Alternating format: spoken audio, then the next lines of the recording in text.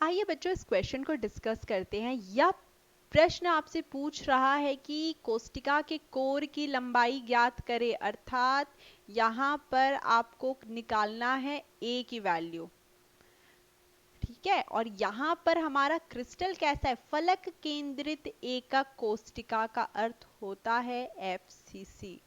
अब देखिए एफसीसी के घन को ड्रॉ करते हैं, और जैसा कि हम जानते हैं एफसीसी के घन में परमाणु कहाँ प्रेजेंट होते हैं, 8 कॉर्नर्स पे और फलक पे। फलक मतलब फेसेस।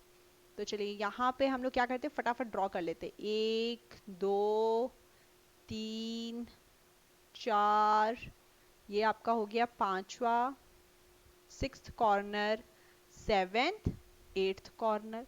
अब देखेंगे फेसेस पे ड्रॉ कर लेते हैं। एक पहला फेस पे ड्रॉ किया एक परमाणु, दूसरा, तीसरा, फिर छत पे कर दो, और फिर आमने सामने वाले फलक पे। तो ये चीज हमें समझ में आ गई। अब देखिए यहां पर समझना क्या है कि अगर हम कोई भी घन का फेस उठाएंगे, हम कोई भी घन का फेस उठाएंगे, देखिए यहां पर ये वैल्यूज क्या होती है, ए, ये भी ए होती है, मतलब लंबाई चौड़ाई ऊंचाई सब एक होती है। तो यहां पर अब देखिए यहां पर हम क्या देखते हैं कि हमारे जो परमाणु उपस्थित होते हैं वह कॉर्नर्स पे उपस्थित होते हैं। ठीक है, और एक फेस पे होते हैं। ठीक है, कॉर्नर पे उपस्थित होते हैं और फेसेस पे उपस्थित होते हैं। तो अब यहां से अगर हम यहां का डिस्टेंस निकालें, ठीक है, तो ये कितना आएगा बताइए, √2a आता है, इज इक्वल टू 4r। क्योंकि हमने क्या बोला था, हम जो स्फेयर लेंगे यहाँ उसकी त्रिज्या कितनी होती है, r होती है। तो ये √2a इक्वल टू 4r।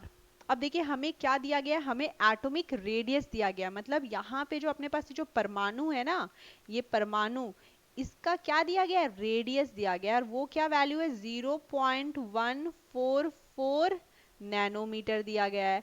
अब हमें क्या करना है, ए की वैल्यू निकाल लेनी है, 4r/√2।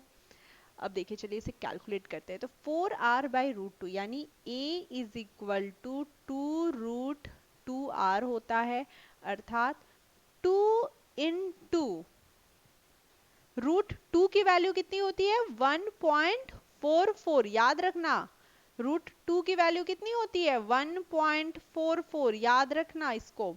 और r क्या होगा हमारा, रेडियस 0.144 नैनोमीटर।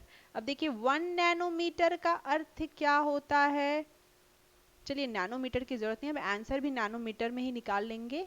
तो यहाँ पे हम लिखते हैं 0.144 नैनोमीटर इज इक्वल टू, ये वैल्यू आएगी 0.407 नैनोमीटर।